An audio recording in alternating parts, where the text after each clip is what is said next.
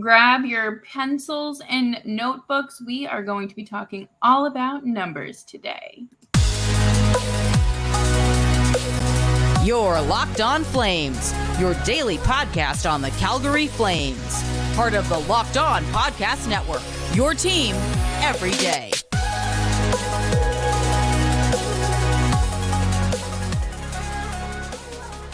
Well, hello everyone, and welcome to today's episode of Locked On Flames. As always, I am your host, Jess Belmosto, joined by my partner in crime, Nick Zararis. Nick, how are you today? I'm good. We're getting there. We're about 2 weeks away from the start of training camp. Preseason games around the corner. We're getting close to having actual hockey to talk about. Can you believe we're here 5.5 months later? It's been such a long summer, man. It's brutal when you don't make the playoffs. It is. But before we dive into that, today's episode is brought to you by Birddogs. Go to birddogs.com/LockedOnNHL or enter promo code LockedOnNHL for a free water bottle with any order. You won't want to take your bird dogs off. We promise you. So we're talking numbers. We're talking best value, worst value. Yeah. A little bit of everything. Yeah. Money. Basically, I was trying to think in terms of, because I was talking with someone over the weekend who knows I do the show, and what do you think the Flames are going to be this year? And I said, well, they lost a 34-goal scorer, and they replaced him with a guy who has a career high of like 15.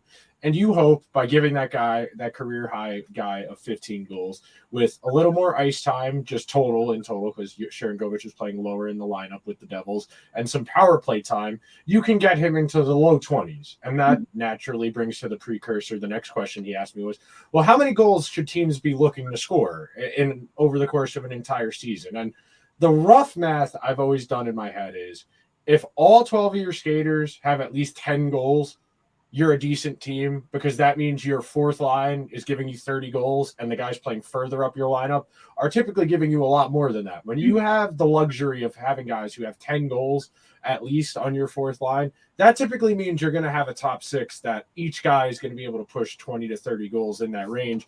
And then you really start getting into you start getting into that area where you need to be, because in my mind, at least, when we're trying to build a team that can win a championship, you need to be worried about buying goals, because defense and goaltending, they are really hard to value dollars and cents wise. Goals are so much easier than saves and chance suppression to calculate, because we have a number. At the end of the season, you count up all the goals a team scores, and that tells you. The team that scored the most goals in the entire league last year was the Oilers, who scored 325.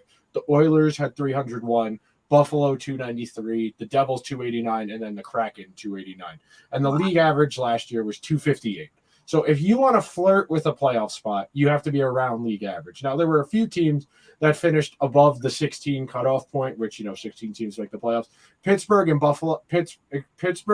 Vancouver, and Buffalo were the three teams to finish in the top 16 in goals that missed the playoffs. Pittsburgh, of course, the last team out in the East. Vancouver, no defense all year to even though they scored a ton and had a pretty good power play, not enough defense. And then Buffalo was interesting to see in the top five, frankly, because they don't have a ton of scoring. It's more so they have a few guys who scored a ton. You think about Tage putting up 40 last year. You think about, I want to say, here I have them. Tage scored 47, Jeff Skinner 35, Alex Tuch 36, Dylan Cousins 31, and Victor Olofsson 28. That's the bulk of their scoring. That's a lot of goals, though, for 4 or 5 guys. So you can get away. So you can get away with, like I was saying before off the open, your bottom 6 guys all being between 10 and 15. Mm-hmm. The problem the Flames have is they have a bunch of guys who are going to be in the 20s, and then a dramatic drop-off, and then they have a bunch of question marks where, in theory, Coronato and Pellitier combined should be able to give you 30 to 35 goals. If they give you 30 goals combined between the two of them this upcoming season, their first full seasons respectively in the NHL, that's a win. In your calculus for your team, you're saying, okay, we took out Tyler Toffoli and his 34 goals, and we replaced those 34 goals with 30 from our 2 rookies, and in theory, somewhere between 10 and 25 from Sharangovich. So you recreated Tyler Toffoli's goal scoring with 3 players.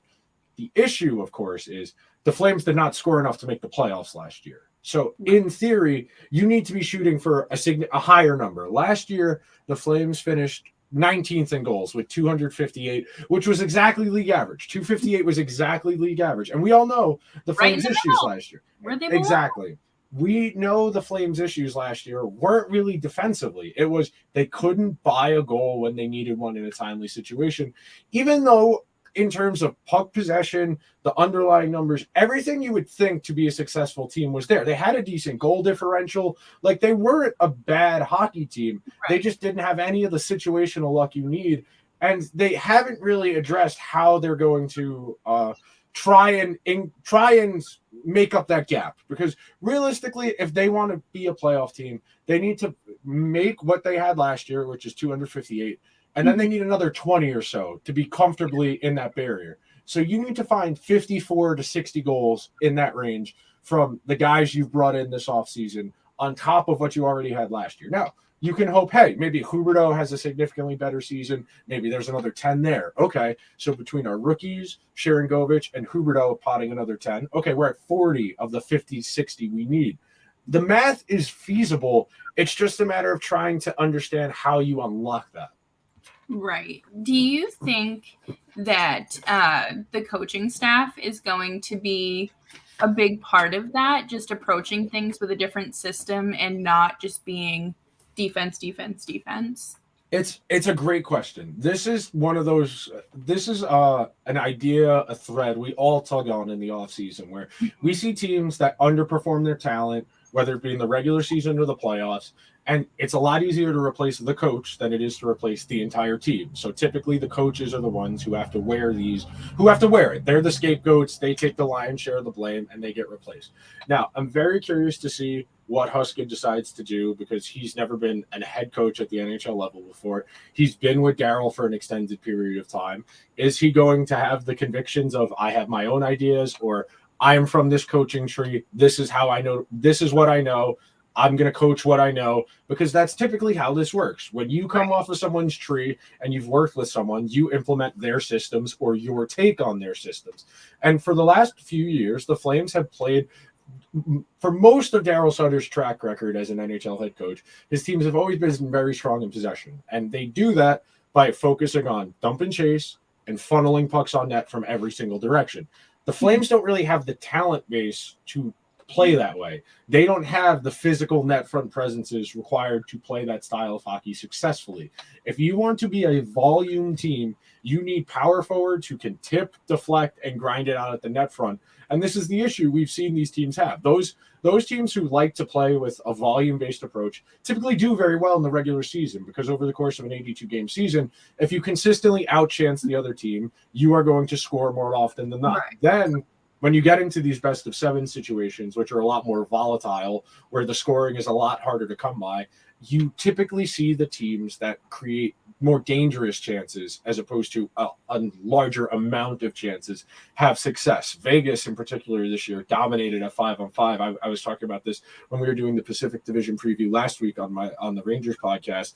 The Vegas scored 66 even strength goals and conceded 33 the entire playoffs. Like 2/3 of the goals at even strength. And that's not like expected. That's actual tangible goals. And that's kind of where we get into this conversation, and where we're going to go in the next 2 segments is, well, the Flames are, by all accounts, going to attempt to run this back. They are going, and based on a new coach, better vibes, and 2 rookies jumping into the top 6, and maybe a 4th line that's a little bit less of a black hole defensively, you can make up that 25 to 30 goal difference the Flames are going to need to make the playoffs this year versus what happened last year. So that naturally brings us to, well, what are teams that are good at this do? What are they spending money on? Where are teams spending money inefficiently? And that's really kind of the idea we're going to get into as we progress through today's episode. Well, you're going to want to stick around for that, because that's going to be a lot of fun to dive into, because I feel like it's a different approach. It's kind of like the critical thinking aspect side of things, but also thinking outside the box. So coming up next, we are going to talk more numbers. But before we do that, I do want to talk to you about Birddogs. Nick, how much use did your Birddogs get this summer? I'm sitting in a pair right now. I'll stand up for the camera and model the pair. I'm wearing mine right now. They are fantastic. They're perfect for every situation.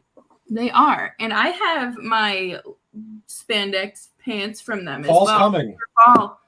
And I wore those to the gym last week when it was actually cool. And they're, for those who do squats and lots of leg lifting, they're squat proof. So you don't have to worry about anything peeking through. They're just so comfortable. They don't feel like that restricting material that you might get with, regular shorts and also other workout pants. So if you enjoy moving in your clothes and not being constrained to your shorts and pants, and they have joggers now too, and those are really comfortable as well. Birddogs are the shorts and pants for you.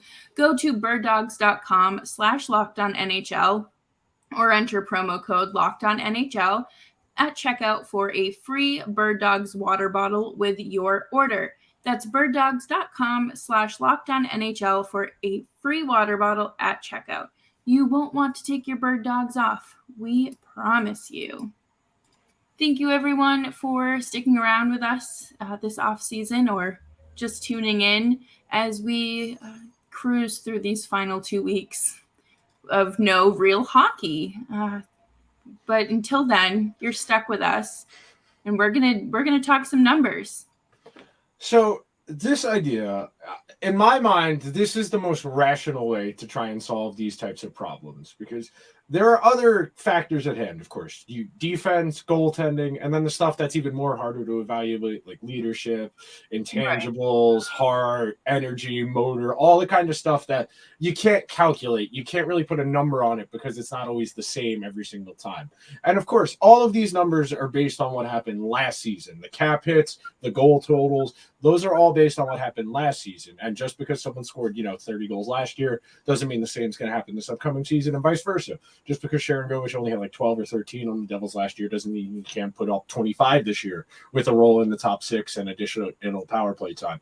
So in my mind, the way I like to think about this is we're trying to find offense wherever we can. If that means goals from the back end, if that means having a fourth line where everybody can put up 10 to 15, then really quickly, you can get to 250, 260 very quickly if you've got your baseline 220 from your forward group. And then you need to find another 30-ish from your back end. And if you have an offensively inclined defenseman, the Flames happen to have two who are pretty good at the whole offense thing, and you start figuring out, okay, then we're on the margins. Where is there room for growth? And that's the first point I want to emphasize here in this second point. You want to be paying your guys for their peak production. And typically, as we understand it, for what we know about aging curves, what we know about peak value, in terms of counting stats, so goals and assists, guys typically put up their best numbers in terms of counting stats from 27 to 30. That is when they are playing the highest in the lineup. They are going to get the most power play time, and that's going to allow them to put up as much offense as they can. And the other end of that spectrum is they're a little bit older. They have to be a little bit more reserved with how they use their energy, so they're a little less interested in playing defense. So because they're focusing on offense more, they have more opportunities to score. They're typically going to have more points. Players typically have the most value overall from ages 24 to 27. They typically have that because they are getting underpaid relative to what they are worth because of the way the contract system in the NHL works. We've talked about this a lot on this show. Elias Lindholm. Yeah, exactly. Elias Lindholm making less than $5 million a year for the bulk of his prime. The bulk of his prime, he's made less than $5 million a year. Still, think about Pastrnak making $6 million a year for the last number of years in Boston. Nathan McKinnon making $7 million for all those years in Colorado. Those are the types of players you need to be taking your risks on. In 2 years from now, when it's time, if Coronato or Pellitier puts up, a 65-point season, a 30-goal, a 25-goal season, you need to do everything in your power to get those guys that 7-year deal at $6.5–7 million per, because that next tier up is when the pop-off happens, and that's where you have to pay significantly more. When you bridge your guys along, you are taking it when you bridge your guys along, you are making short-term financial decisions. And sometimes you have to do that. If you're a good team and you have to keep your group together because your veterans are expensive, you have to kind of stick it to your younger guys and say, hey, we'll take care of you when we can, but we're trying to win right now. It's more important that we maintain this group together as long as we can. And that's not really where the Flames are at. And that the reason I bring this up is the bulk of their contracts, their long-term ones, are tied up in guys who are a little bit older, who are not going to be getting their maximum value. The Flames had to overpay in terms of what term and money because they knew they needed to incentivize guys to come. You think about the Huberdeau extension, 10.5 per year, Kadri, $7 million per year. Weegar at 6.25 is defensible in my opinion. I think that's a reasonable contract for what he brings. I think Weegar and Anderson is a really good 1-2 defense, whether you play one on your offhand or you're going to split them up and then you get both of them on the ice for a guaranteed 40 minutes a game. You have something there. And the number they have for Rasmus Anderson for another 2 seasons at 4.5, that's workable as well. Those are good values because those are guys who are on the younger side. Now, Weegar's 29, but he was, they had to extend him when they got him because if not, they would have had to flip him right away. And they thought they were going to be a good team. It's a lot easier to look in hindsight and say, well, hey, maybe they should have just tried to flip Huberdeau and Weegar last year as soon as they got them. You thought you were going to be a good team last year. Yeah. And in defense of what Brad ended up doing last year, he thought they were going to be able to be 3/4, 4/5 of the team the year prior. The year prior team that won a playoff round, 110 standings points, one of the best teams in the league. They thought this isn't exactly a 1-to-1. We're definitely not going to be as good as last year, but we might be a little bit deeper because we have better forwards playing a little bit lower in the lineup. And we have guys from other organizations who are going to be able to bring stuff we didn't necessarily have. Of course, that didn't end up working out for the Flames. And this is where we get into this idea that we've had all summer. I know The Athletic did their poll, I want to say last week or the week before, of fan confidence in the front office. And the Flames were 31st out of 32. The only team worse than the Flames was the Islanders. And I think a lot of people in the Flames community right now they want a sense of direction. They are willing to be either way. I think there's a contingent of the fan base that will always pound the drum for a hardcore rebuild. There will always be a portion that would like to stay competitive. I think more than anything, they would like a real sense of direction of we're going to try and be competitive and make the playoffs, or we're going to rebuild. Right now, that lack of clarity is really upsetting everybody's feelings about the team going forward. Without that direction, you're just looking at the cap-friendly sheet of they have a lot of money tied up in a lot of guys, but nobody on this team is easily movable other than the guys who are on the last years of their deals. But those aren't the guys you really want to move because those guys still have a little bit of excess value. You are going to struggle to get the maximum value out of Kadri and Huberdeau at their ages and the cap hits they're signed at, which means you have to find ways to get the other guys in your lineup to be able to contribute a little bit more. Yeah, part of me wonders what Mangiapane's next move is because he signed a bridge deal for 2 years that expires 2 years from now. So not next season, but the season after. And that's when the cap's projected to go up. So if Calgary stays where they're at right now, I don't see him staying, which is a whole different story. I think that he probably would want to go spend, he'll be 29, 30 at that point. So probably the latter half of his career somewhere competitive if Calgary can't figure it out. That's really the conundrum they have here is they need to build out the core of a team for the future, not just this year, not just next year, the sustainable long-term 5-10-year plan. And right now they have 2 defensemen, Huberdeau, Kadri. That's really it. And Blake Coleman, but Blake Coleman, a little bit older, might not make it to the end of that contract. But they don't have a lot of building blocks. There's a lot of uncertainty, what are you spending your money on? Where can you save money? Where can you spend more money? And that's what we're going to get into in the next part of the episode here in the third segment. We're just going to talk about the teams that scored the 5 most goals last year and how much they spent on it, really, to try and put a specific number on it of okay, these teams scored the 5 most goals last year. How much money did they spend per goal? That is the single most reduced number you can get to solving who is most efficiently spending. You think about it more, and again, like we said in the opening segment, of the 16 teams with the most goals, 3 didn't make the playoffs. You play those odds. 13 out of 16, you play those odds that if you're one of those 13, one of those 16, you're going to make the playoffs. So that's what we're going to talk about next. Well, coming up next, you heard it from the man himself. Stick around and find out who does it best. Thank you, everyone, for hanging out with us today on Locked On Flames as we break down the numbers across the board. And wow. Okay, so I'm going to assume, well, you said Boston scored the most, right? Edmonton scored the most. Okay. Then Boston. And then Boston. Okay. That's fair. I mean, they do have Connor McDavid. Yes, and because they have 2 superstar players in McDavid and Draisaitl, their cost per goal is relatively low. Of the teams in the top 5, they spent the least per goal, $579,000 per goal.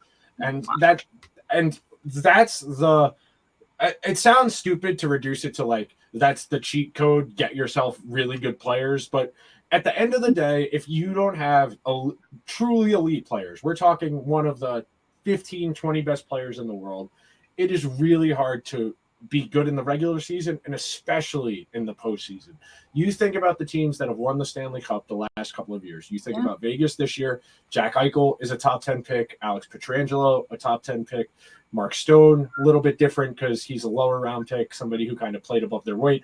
You go to the year before, Colorado, McKinnon, top 10 pick. Makar, top 10 pick. Landeskog, top 10 pick. You talk about Tampa, Stamkos and Hedman, and Kucherov is somebody they find value in. But you need to have at least 1, if not 2 of those types of elite talent because they're going to keep your costs down because you're going to have them from their draft year through that restricted free agency period. So when you give these restricted free agents those long-term deals, you think about the deal Auston Matthews signed, whatever it was 5-6 years ago, coming out of his ELC, the Leafs got so much excess value out of that deal. You think about the deal that Leon Draisaitl signed before the one he's on right now. You think about the deal Nathan McKinnon was on that he signed after his ELC expired, where he was getting paid $7 million per year, and McKinnon's going to be the highest paid player in the league this upcoming season, because the cap hits have finally cycled through. He's got his extension to kick in this season, even though he agreed to it last year.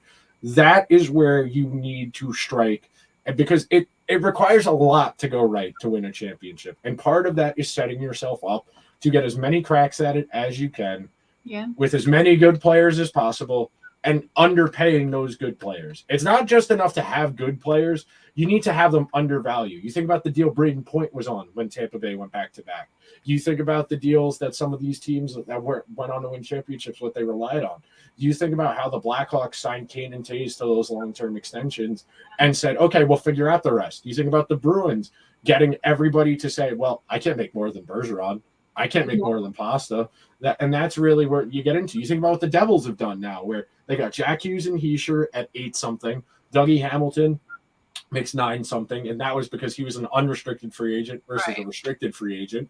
And then yes, you have to. You always going to pay at least $1.5 million to $2 million more than a player's worth when you get them as an unrestricted free agent, which is why it is so crucial that you either draft well or you're able to trade for guys that are restricted free agents, i.e. what the Kings just did for Pierre-Luc Dubois, where, okay, this guy wants to come here. We can do what we're going to do what we can to give him a deal that we think we're going to be able to extract some excess value off of. That is, in a sentence, that is how I would describe the key to roster building in the NHL. You need to have good players, and you need to underpay them compared to what they are worth. The salary cap, the contract rules, they work in your favor to keep them underpaid. I know this is a common retort you got is, how is Connor McDavid underpaid? He's the highest paid player in the league. Well, if you were to pay him just on his production alone, he'd be worth like $21, $22 million a season versus the 14, 13, whatever he's getting right now. Same thing with McKinnon, Makar, Auston Matthews, Pastrnak, any of those top 20, top 30, top 40 players in the entire league. For the most part, they're pretty underpaid because they never get to unrestricted free agency because these teams know, hey, this kid's 21. He just finished his entry-level contract. I need to get him his entire prime. And the good thing about doing that is if you draft a guy, you can give them the extra year When you keep a player, you can offer them 8. Unrestricted free agent, you can only give them 7 years. So if you draft a guy at 18, he makes your team right out of the gate at a draft. And not a lot of guys do that. We can all acknowledge that. It's really hard to make an NHL team as an 18-year-old, even as a 19-year-old. So if you really pop off, you have the Jack Hughes year 1, year 2, your team takes a gamble on you. The thing that really works out for you as the team, you got the guy for 8 years. You got his 8 most valuable years because you're getting 21 to 29. Mm-hmm. And then you can either walk away at 29 and let the player go to unrestricted free agency. You can trade him in the last year of that expiring contract. Or 3, if you've won some championships, you can say, well, it doesn't really matter about winning as much now. Now we can take care of our guy. We can offer him a path into the front office after his career is over. We can retire his number, all those kinds of intrinsic little things that when you have a guy you want to keep that long, that matter. They really do matter intrinsically for keeping a guy long-term beyond that 29, 30-year-old plateau. And it's why it's so important that you really emphasize getting those younger guys because they are the key to success in the league because the league says, hey, you can underpay them and you can do it for almost their entire you can do it from the time they're 18 to 26 or 27, depending how old they are when they get drafted and when they make the league. That is a lot of excess value you can get from those guys. Yeah, it's crazy when you think about it like that because I feel like I still remember when Connor McDavid signed the contract he's on now. And I was like, that's such a long time. But I mean, it is, but it also kind of extended or opened the Oilers window to what it is now. And I mean, I would assume he's going to be an Oiler for the rest of his career. I mean, anything can happen, of course, but I think that, wherever he goes or is, it's just an automatically attractive team. And there are players like that. And unfortunately, right now, the Flames are kind of lacking that. And it is what it is. And either commit to the rebuild, stop retooling on the fly because you're digging yourself a deeper hole, or just figure it out, which you're not doing. So no, indecision kills you. Mm-hmm. In professional sports, you got to be all the way in or all the way out. You cannot be half measures will only get you half results. You will be a fringe playoff team and you will not be a serious championship contender. Nope. And that's how you run a hockey team, folks. Nick has his email in his bio, I'm sure, so you can just offer him a job. And I saw that Doug Wilson was hired to share opinions as an advisor. I can do that. You can do it for $500,000 a year if you want. We can negotiate less if we must, but do it for less. If Peter Chiarelli can get a consultant role in an organization, you could throw me $65,000 just to tell you yes or no every now and then. Yeah, like I'm happy to do that, and because I know NHL execs are absolutely listening to this podcast, and people very close with them are listening as well. So, any parting words before we wrap up today's show? We're getting closer to hockey. I promise there will be real hockey to talk about very soon. Yeah, Chris Tanev was on the ice, so that's always fun. And Elias Lindholm is on his way. Tonight was their last night in Sweden, so I would assume by the weekend he'll be on the ice as well, or at least getting ready. But yes, thank you everyone for hanging out with us as we start wrapping up the off season here on Locked On Flames. Make sure you're subscribed to the show wherever you get your podcasts, as well as YouTube as well, especially if you want to see the Birddogs modeled, because you want some Birddogs for the gym and for the fall. And I'm telling you, the joggers are fantastic. So thank you, everyone. Make sure you follow us on Twitter at @LO_FlamesPod. and at our respective Twitters at Jess Belmosto and at Nick Zararis. And we will see you next time.